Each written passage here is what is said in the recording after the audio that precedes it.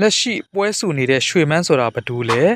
ဝလုံးကောင်းမြင်နိုင်ထိုးချင်တယ်ဆိုတဲ့ပေါ်ပူလာဖြစ်နေတဲ့လူပြောများနေတဲ့အကြောင်းအရာကဘာလဲအာနာသိန်းကောင်းဆောင်မင်းအွန်လိုင်းသမီးခင်သီရိတက်မွန်အတွက်အမှုပညာနဲ့တက်ဆိုင်တဲ့လုပ်ငန်းတွေမှာကိုအစားနာမည်ခံလုပ်ပေးနေတဲ့ဝေမင်းမောင်ခေါ်ရွှေမန်းရဲ့မင်္ဂလာဆောင်ကအစပြုပြီးလူမှုရေးအရှုပ်တော်ပုံတွေဒီရက်ပိုင်းလူမှုကွန်ရက်စာမျက်နှာမှာလူပြောအများဆုံးစိတ်ဝင်စားခံရဆုံးယနေ့ထက်တိုင်ပြောနေစေဖြစ်တဲ့အကြောင်းအရာတစ်ခုဖြစ်ပါတယ်အဲ့ဒီဝေမင်းမောင်ဟာမန္တလေးဇာတိဖြစ်ပြီးတော့မှမီဒီယာလောကအထက်ကို MRTV4 ရုပ်သံလိုင်းကနေပြီးတော့မှအားကစားတင်ဆက်သူအဖြစ်နဲ့စတင်ဝင်ရောက်လာသူဖြစ်ပါတယ်။သူ့မိသားစုကအရန်ချမ်းသာတဲ့ထဲကမဟုတ်ဘူး။မန္တလေးမှာလည်းလူသိများတဲ့သူမဟုတ်ဘူး။အကောင်လေးနဲ့ပေါင်းပြီးတော့မှထောသွားတဲ့ပုံစံမျိုးဖြစ်တယ်ဆိုပြီးသူနဲ့ပတ်သက်ဖူးသူ့အကြောင်းသိတဲ့ဒေသခံတယောက်ကပြောပါတယ်။ MRTV4 မှာဘောလုံးသတင်းတင်ဆက်သူလောက်ခဲ့ပြီးနောက်ပိုင်းစစ်တပ်နဲ့တက်ဆိုင်တဲ့အဆက်တွေရခဲ့ပြီးတော့သူ့ကိုယ်ပိုင်မီဒီယာဆိုပြီး7မြန်မာမီဒီယာကို2015ခုနှစ်လောက်မှာတည်ထောင်ခဲ့တာလို့သိရတယ်။အဲ့ဒီကနေတဆင့်မင်းအောင်လှိုင်သမီးခင်သီရိတက်မွန် AC ဦးတင်ဆိုင်ရဲ့တာဆန်းကိုတင်ဆန်းခရိုနီနိုင်ဖြူးကျော်ဝုံမုံရွှေရဲ့အမျိုးသားနော်နိုင်ဖြူးကျော်တို့နဲ့ပေါင်းပြီးတော့မှ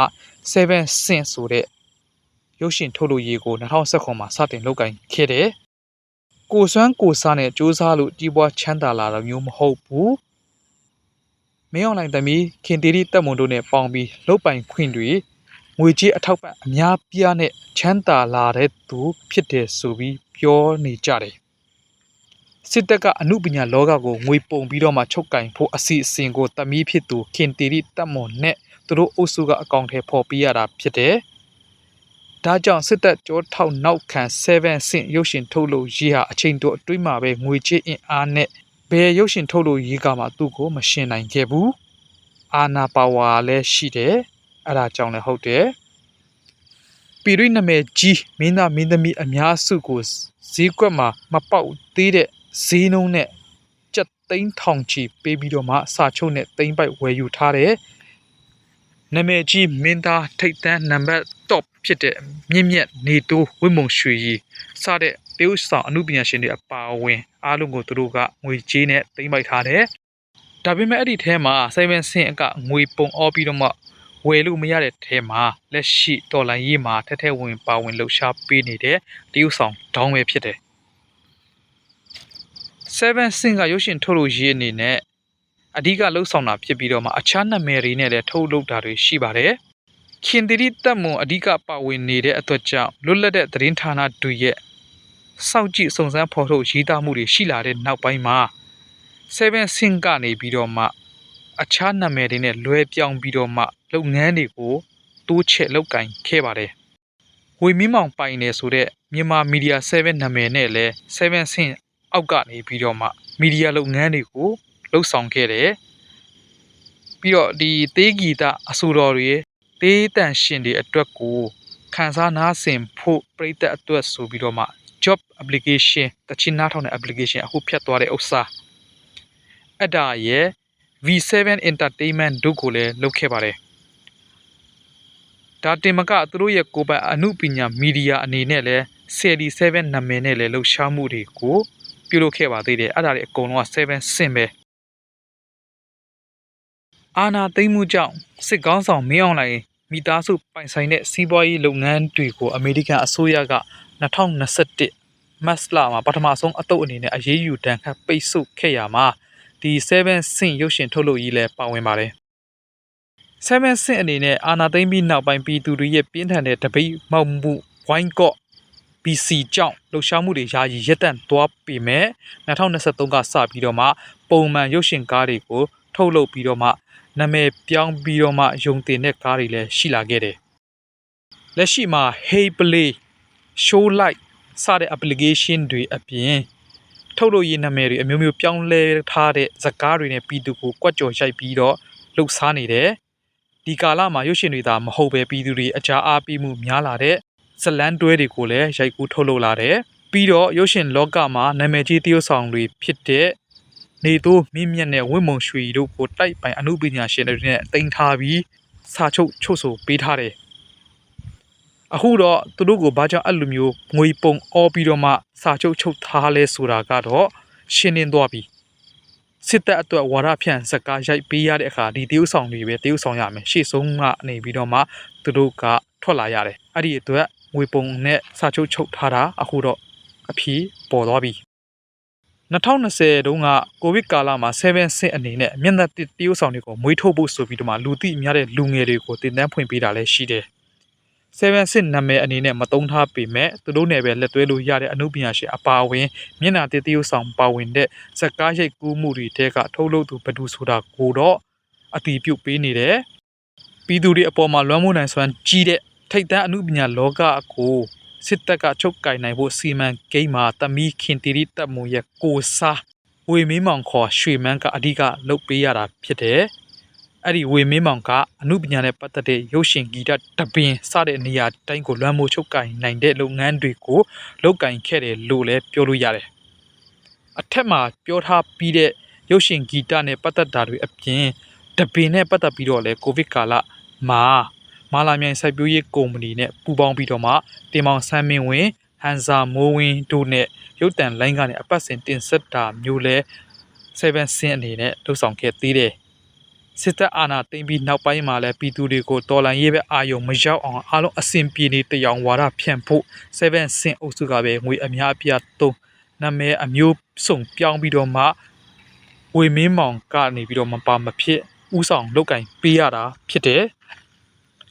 စစ်တပ်အနေနဲ့ပြည်သူတွေကိုတပ်ဖြတ်ရွာတွေမိရှုဘုံကျဲနေချေမှာသူတို့ရဲ့ Hey Play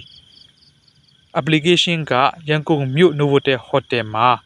2024ခုနှစ်ကအမှုပညာအစုံအလင်နဲ့တကယ်ဆိုရင်အချက်ပဲလိုတယ်ဆိုတဲ့ဂီတပွဲတော်ကိုလည်းခန့်ခန့်နာနာပြုလုပ်သွားခဲ့သေးတယ်အာနာသိမ့်ပြီးချိန်မှာတော့သူတို့အုပ်စုဟာအမှုပညာလုပ်ငန်းတင်မကအခြားသောလုပ်ငန်းလုပ်ကင်ခွင့်တွေကိုလည်းရရှိခဲ့တယ်မင်းအွန်လိုင်းတမီးအရှိန်နဲ့ဝိမုံရွှေရဲ့အမျိုးသားနိုင်ဖြိုးကျော်ဦးဆောင်ပြီးတော့မှ EV လက်စစ်ကားတင်သွင်းတယ်ဆိုလာပြားတွေတင်သွင်းရောင်းချတယ်စတဲ့အလုပ်ငန်းတွေကနေပြီးတော့မှအမျက်တွေအများကြီးရတယ်အဖေကအတိုင်းပြည်ကိုမီးဖြတ်တယ်သမီးဖြစ်သူကဆိုလာပြားတွေတင်တောင်းရောင်းချတယ်လက်စစ်မီးပုံမှန်မလာတဲ့နေရာမှာတရုတ်ပြည်က EV ကားရောင်းတန်းမွေနဲ့အကြတွေဈေးပေါ်နဲ့မြန်မာနိုင်ငံတင်သွင်းတယ်အလုပ်ကိုဖြစ်နေတာပဲ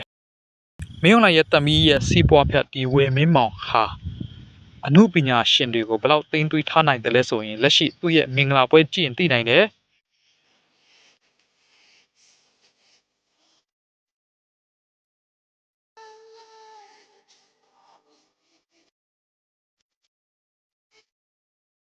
စစ်ကောင်စီရဲ့ရွေးကောက်ပွဲဝါဒဖြန့်ဖို့အတွက်စစ်ဆေးအရေးယူခံရတယ်ဆိုတဲ့ဖွေးကအစသူတို့မင်္ဂလာပွဲမှာပန်းကျဲပေးရတယ်ဝေမင်းမောင်ရဲ့မင်္ဂလာဆောင်တစ်ခုလုံးမှာအမှုပညာရှင်တွေအကုန်လုံးလိုလိုအခန်းကဏ္ဍအတီးတီးမှာပါဝင်ပြီးတော့လုပ်ကင်ပေးရတယ်တချိန်ကဖြော်ပွဲဆိုရင်ယူဂျူတာမန်ဖြော်ဖြေပွဲတွေတောင်မှလိုက်လေမရှိတဲ့အိုင်းခရော့တောင်မှအဖွဲစုံကြီးစွာနဲ့သူတို့မင်္ဂလာဆောင်ပွဲမှာဖြော်ဖြေပေးရတာကိုကျင့်သိနိုင်တယ်ဒါကတော့သူတို့ကိုဘဒူးကိုမှအပြစ်သွားတင်လို့တော့မရဘူးသူတို့လက်ခုပ်ထဲမှာရှိတဲ့နိုင်ငံမနေရင်သူတို့လက်ခုပ်ထဲကအတိုင်းပဲနေရမှာဖြစ်တယ်မင်းတို့လက်ခုပ်ထဲကအီးပဲကွာရှူရှင်ရှူရှိုက်ရှင်ရှိုက်ဆိုတဲ့တဘောမျိုးပေါ့ရှင်းရှင်းပြောလူပိန်းနားလည်အောင်ပြောရမယ်ဆိုလို့ရှိရင်လက်တလောအွန်လိုင်းမှာပွဲဆူနေတာကတော့ဒီဝေမင်းမောင်ရဲ့ရီးစားဟောင်းအမျိုးသမီးကသူတို့နဲ့ဆက်ဆံရေးအပေါ်မဆိုင်တဲ့သူတွေကဒီရီးစားဟောင်းအမျိုးသမီးရဲ့နာမည်ကိုတတ်ပြီးတော့မှဝေဖန်အပုတ်ချတာတွေကိုတုံ့ပြန်ဖို့ဆိုပြီးတော့မှ post တွေတင်တာ like တွေလွင့်ပြောနေတာတွေကပွဲစီနေတာဖြစ်တယ်နိုဝင်ဘာ9ရက်ညမှာဝေမင်းမောင်ရဲ့ရီးစားဟောင်းကလိုက်လွင့်ခဲ့ပြီးကြည့်ရှုသူကသူ့ရဲ့ like ကိုတန်းနဲ့ချီရှိခဲ့တယ်အဲ့ဖြစ်စဉ်မှာဝေမင်းမောင်ဘက်ကနေရေးသားခဲ့တဲ့တရုတ်ဆောင်ထွန်းထွန်းအိတ်စံပဲရဲ့စာအရှိရှိကြောင့်လည်းပါတယ်ထွန်းထွန်းရဲ့ရေးသားမှုတွေကဗတ်လိုက်ပြီးတော့မှဒီရီးစားဟောင်းအပေါ်ကိုစော်ကားပြောဆိုချင်းချောက်တာတွေဖြစ်ခဲ့တာကြောင့်အဲ့ဒီရီးစားဟောင်းကလိုက်လွင့်ဖြည့်ရှင်းခဲ့ရခြင်းဖြစ်တယ်ဒါပေမဲ့ဝေမင်းမောင်ကိုယ်တိုင်အသုံးပြုတဲ့ရွှေမန်းအကောက်ကနေပြီးတော့မှနှစ်ဦးနှစ်ဖက်တင်နေကြရင်မပြီးကြတော့ဘူးတင်ထားတာတွေပြန်ဖြုတ်လိုက်ကြပါတော့တော်ကြတော့တခြားဖွာနေတဲ့မီဒီယာပိတ်တွေလည်းမေတ္တာရက်ခံပါတယ်ထက်မတင်ကြပါနဲ့တော့ဆိုပြီးတော့မှသူနဲ့ပတ်သက်တဲ့အကြောင်းအရာတင်ထားတဲ့သူတွေကိုတောင်းပန်တလူလိုနဲ့ post ရေးသားထားတယ်အဲ့ဒီဝေမင်းမောင်ရဲ့တောင်းပန်တလူလိုနဲ့ post ရဲ့အောက်မှာ ရီးစားဟောင်းကိုထွန်းကနေပြီးတော့တောင်းပန်ထားတာတွေ့ရပြီးနောက်ပိုင်းမှာတော့ထွန်းကလည်း export ကိုပြန်ဖြတ်လိုက်ပြီးရီးစားဟောင်းညလိုက်လွင့်ထားတဲ့ဟာကလည်းအဲ့ဒီရီးစားဟောင်းကလည်းပြန်ဖြတ်လိုက်တာတွေ့ရတယ်။ဘာလို့ပြန်ဖြတ်တာလဲဆိုတာတော့ဝေမင်းမောင်ဆိုတာဘာကောင်လဲဆိုတာအခုပြောနေတဲ့ပုံစံရဆိုရင်အားလုံးသိကြမှာထင်တယ်နော်။ဒါပေမဲ့ရီးစားဟောင်းဖြစ်သူလိုက်ထဲမှာပြောပြခဲ့တဲ့မြင်မြင်ချင်းသဘောကျတဲ့စိတ်ဝင်စားတဲ့မပူနဲ့သူကဝလုံးကားကြီးဖြတ်သွားရင်တောင်သဘောကျတယ်ဆိုတဲ့နေရာလေးကိုဗီဒီယိုဖြတ်တင်ပြီးတော့မှ Facebook တစ်ခွင်မှာနောက်ပြောင်ရေးသားမှုတွေကလည်းလက်ရှိမှာပြန့်နှံ့နေသေးပါမြင်းမြင်းချင်းသဘောကျစိတ်ဝင် तू ကမြင်းမြင်းချင်းအကုန်လုံးသဘောကျတယ်မပူနဲ့ဝလုံးကားကြီးဖြတ်သွားတော့ तू သဘောကျတယ်သိလားအဲ့ကိုရှင်မဒီဖြစ်စဉ်မတိုင်ခင်ကလည်းရီးစားဟောင်းဝေမင်းမောင်ရီးစားဟောင်းကသူနဲ့၄နှစ်တာတွဲခဲ့တဲ့အချိန်အတွင်းမှာဖောက်ပြန်မှုအကြိမ်90လောက်ကြုံခဲ့ရတယ်ဆိုပြီးတော့မှပြောထားသေးတာကြောင့်လူမှုကွန်ရက်အသုံးပြုသူတွေကဝလုံးကားနဲ့ပတ်သက်ပြီးတော့မှတ်ချက်တွေကိုအမျိုးမျိုးရေးသားနေတာလေအားလုံးအသိပြီးဖြစ်တဲ့အမှုပညာရှင်တွေဝင်းရံပြီးဝေမင်းမောင်ရဲ့မင်္ဂလာပွဲမှာကြီးကျယ်ကျယ်ခန့်နန်းပြုလုပ်ပေးခဲ့ကြပေမဲ့လက်ရှိချိန်မှာတော့လူမှုရေးအရှုပ်အရှင်းတွေကြောင့်ဝေမင်းမောင်တယောက်လူအများရဲ့ဝေဖန်မှုတတွေးခွက်ထဲမျောနေရတယ်ဒါပေမဲ့အမှုပညာမီဒီယာအမိခံတွေကဝေမင်းမောင်ဘဒူလူလဲဘလို့ကြီးပွားလာလဲဆိုတာကိုမဖော်ထုတ်ရဲဘူးအပေါ်ယံပဲဖော်ပြရဲကြတယ်ဒါကြောင့်ပြည်သူအများစုကလည်းဝေမင်းမောင်ဟာမင်းအောင်လှိုင်ရဲ့တမီခင်တီတီတက်မွန်နဲ့တငယ်ချင်းမန်းတပိတ်မောက်ရတဲ့သူမန်းမတိကြတော့တဲ့အခြေအနေဖြစ်ပါတယ်စေအုပ်စုနဲ့ပတ်သက်တဲ့လုပ်ငန်းတွေကိုတပိတ်မောက်ဖို့စော်ဩပေးနေတဲ့မတုံးနဲ့ဆိုတဲ့ Facebook ကစစ်ကောင်းဆောင်မင်းအောင်လှိုင်ဦးဆောင်တဲ့စစ်တပ်ဟာနေ့စဉ်ပြည်သူလူထုကိုဖမ်းဆီးတပ်ဖြတ်ကြီးရွာမိရှို့လေးကြောင်းနဲ့ပြည်သူအိုးအိမ်စီးစိမ်တွေကိုဘုံကျဲနေတဲ့ရာဇဝတ်မှုအတော်များများကိုကျိုးလွန်နေသူတွေဖြစ်တဲ့အဲ့ဒီရာဇဝတ်မှုကျိုးလွန်နေတဲ့စစ်အုပ်စုရဲ့လုပ်ရက်တည်င်းတွေကိုအာယုံလွဲနိုင်ဖို့အတွက်ကြောင့်ခင်တီရီတက်မွန်နဲ့ဝေမင်းမောင်တို့အုပ်စုကနေပြီးတော့မှအမှုပညာလောကကိုဝါမျိုးပြီးဖျော်ဖြေလုပ်ငန်းအားလုံးနဲ့ဝါဒဖြန့်အာယုံလွဲဖို့ကြိုးစားနေတာဖြစ်ပါတယ်ဆိုပြီးတော့မှမတုံးတဲ့ Facebook account ကရေးသားထားပါတယ်ဒါကတော့လက်ရှိဖြစ်ပွားနေတဲ့ဝေမင်းမောင်ရဲ့ဖြစ်စဉ်နဲ့ပတ်သက်ပြီးတော့မှလူပြောများနေတဲ့အကြောင်းအရာဝေမင်းမောင်ဆိုတာဘယ်လိုလူလဲဆိုတာကိုတိတိကျကျပြန်လဲဖော်ပြတင်ဆက်ပေးရခြင်းဖြစ်ပါတယ်ဒါကတော့ People Supreme ရဲ့စောင်းဘက်ကနေပြီးတော့ဖော်ပြချက်ကိုအတန်အနေနဲ့ရွတ်ပြပြီးတော့မှတင်ဆက်တာဖြစ်ပါတယ်